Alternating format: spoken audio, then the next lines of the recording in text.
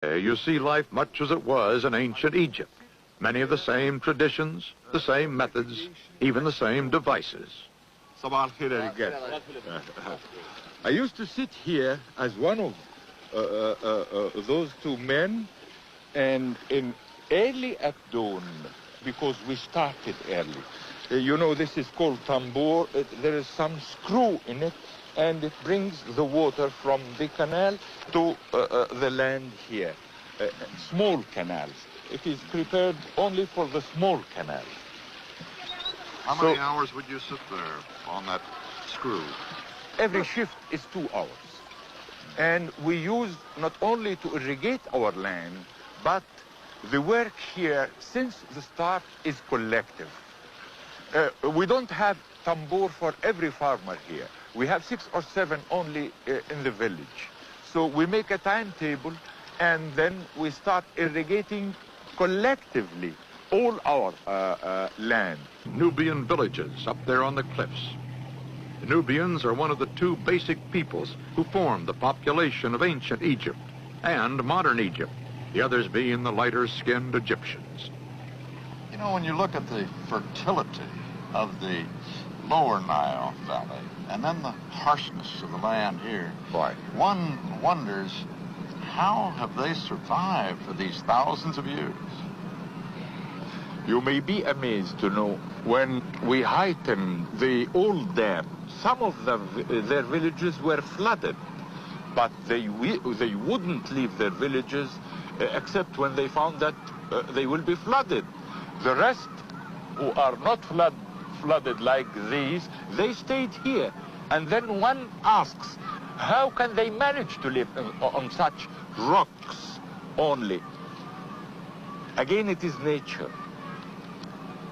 No one in my country, Egypt, likes the land like the Nubians here. Do the Nubians, as the people in the lower Nile, do they cling to their ancient customs as well? For sure. Their dances, their language, they have a complete different language. It is not written, but they use it between themselves. They have their, as I told you, their dances, their language, their traditions, marvelous customs. Performed today look as if they were choreographed from ancient temple carvings.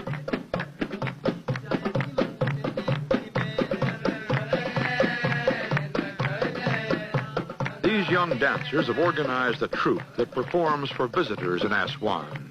We accompany them to a special performance in one of the ancestral villages where they continue to live.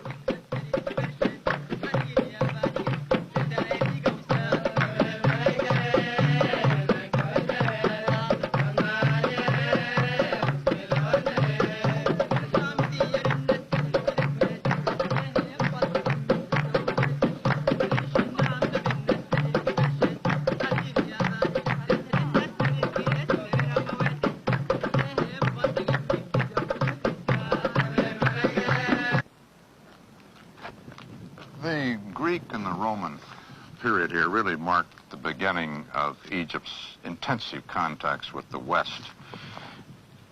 In all of that time, of that intensive contact, who ended up influencing whom the most? Well, it is a tradition we are very proud of. Egypt always absorbs whoever invaded Egypt, and never Egypt was absorbed by anyone. Really, it is a pride of us.